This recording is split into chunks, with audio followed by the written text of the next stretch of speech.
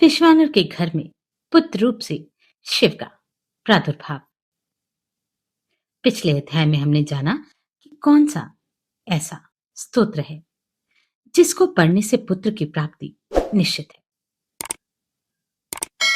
शिष्य महापुराण के अंतर्गत तृतीय शतरुद्र संहिता।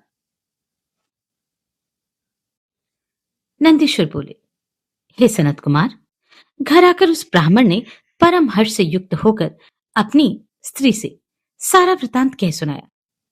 यह सुनकर उस विप्र पत्नी शुचिष्मति को महान आनंद प्राप्त हुआ और वह प्रेमयुक्त होकर अपने भाग्य की सराहना करने लगी। तदनंतर कुछ समय के बाद उस ब्राह्मण द्वारा यथाविधि गर्भाधान कर्म किए जाने पर उसकी पत्नी गर्भवती हुई। तत्पश्चात उस विद्वान ब्राह्मण ने गृहसूत्र में कथित विधि के अनुसार पुंसत्व की वृद्धि के लिए गर्भस्पंदन के पहले ही भली भांति पुंसवन संस्कार किया। तत्पश्चात 8वां माह आने पर क्रियावेता उस ब्राह्मण ने सुखपूर्वक प्रसव के लिए गर्भ के रूप की वृद्धि करने वाला सीमंत संस्कार कराया। तदुपरांत ताराओं के अनुकूल होने पर, बृहस्पति के केंद्रवर्ती होने पर और शुभ ग्रहों का योग होने पर, शुभ लग्न में चंद्रमा के समान सुंदर मुख वाला सूतिका ग्रह के दीपक को अपने तेज से शांत अर्थात प्रभाहीन सा करने वाला तथा सभी अरिष्टों का विनाश करने वाला पुत्र उस शुचिष्मति के गर्भ से उत्पन्न हुआ। वह बालक शिवजी ही थे, जो भूर्भुव स्वः इन तीनों लोगों को समग्र सुख देने के लिए अवतीर्ण हुए थे। उस समय गंध को समग्र वहन करने वाले वायु के वाहन मेघ दिशा रूपी वधुओं के मुख पर वस्त्र से बन गए, अर्थात चारों ओर काली घटा उमड़ आई। वे घनघोर बादल गंधावली पुष्प राशि की वर्षा करने लगे। देव दुदुम्बिया बज उठी और सारी दिशाएं निर्मल हो गई। प्राणियों के मनों के साथ चारों ओर नदियां स्वच्छ हो गई। अंधकार पूर्ण रूप से दूर हो गया। रजोगुण विरज अर्थात विनिष्ट हो गया। प्राणी सत्गुण से संपन्न हो गए। चारों ओर से अमृत की वर्षा होने लगी। सभी प्राणियों की वाणी कल्याणकारी और प्रिय लगने वाली हो गई। रंभा आदि अप्सराएं, विद्याधरियां, किन्नरियां, देवपत्नियां और गंधर्व उरग एवं यक्षों की पत्नियां हजारों की संख्या में अपने हाथों में मंगल द्रव्य धारण किए हुए सुंदर स्वरों में मंगल गीत गाती हुई वहां आ गई।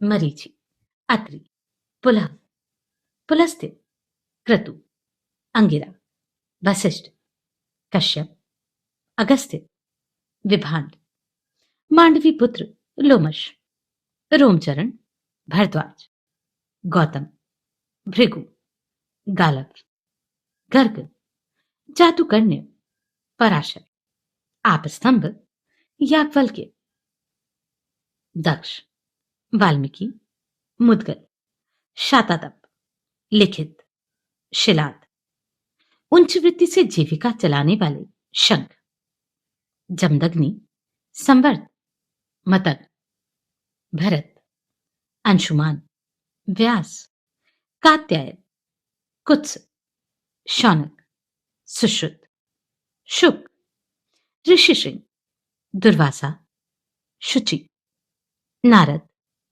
तुम्बुरु, उत्तंक, वामदेव, पवन, असीत, दैवल, सालंकायन, हारित, विश्वामित्र, भार्गव, अपने पुत्र मार्कंडे के साथ मृकंड, पर्वत, दारुक, धौम्य, उपमन्यु, वत्स आदि मुनिगण तथा मुनिकन्याएं उस बालक की अदृष्ट शांति के लिए विश्वानर के प्रशंसनीय आश्रम पर आ गए।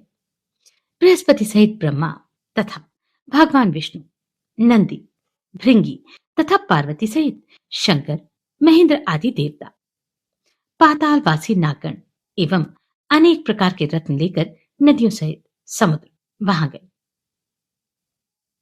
और स्थावर पर्वत आदि हजारों की संख्या में जगन रूप धारण वहां आए।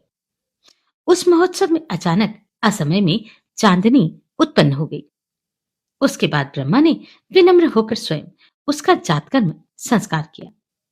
फिर वेद विधि का विचार करके 11वें दिन उसके रूप को देखकर उसका नाम गृहपति रखा।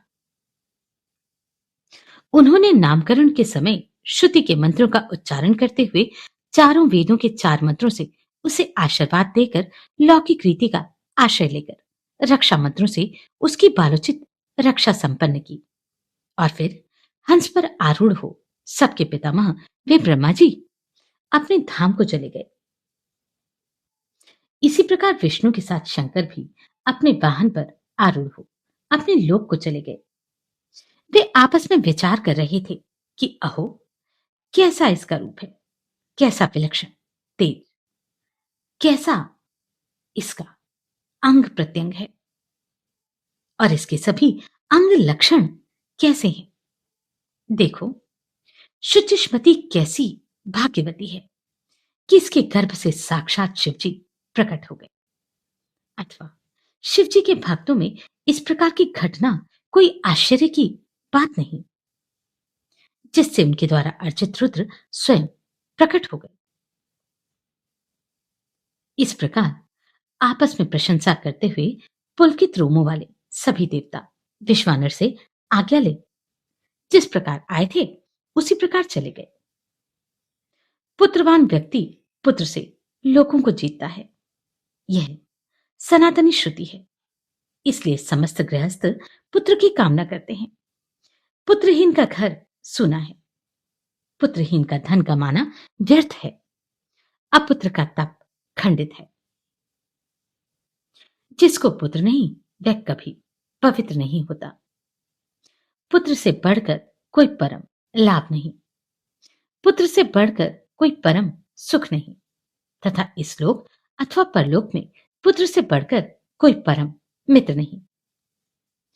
चौथे माह में गृहपति के पिता ने उसका गृह निष्क्रमण संस्कार किया। फिर छठे माह में उसका विधिपूर्वक अन्नप्राशन और वर्ष पूरा होने पर चूड़ाकरण संस्कार कर दिया गया। इसके बाद उस कर्मवेता ने श्रवण नक्षत्र में कर्णभेद करके उसके ब्रह्मतेज की अभिवृद्धि के लिए 5 वर्ष की अवस्था में यज्ञोपवीत संस्कार किया। पुनः बुद्धिमान पिता ने उपाकर्म कर उसे वेदों का अध्ययन कराया। इस प्रकार 3 वर्ष में ही उसने विधिपूर्वक अंग, पद और क्रम सहित समस्त वेदों को पढ़ लिया। प्रतिभाशाली उस बालक ने गुरु पिता के मुख से समस्त विद्याएं और विनय आदि गुणों को प्रकाशित करते हुए मात्र साक्षी भाव से ग्रहण कर लिया।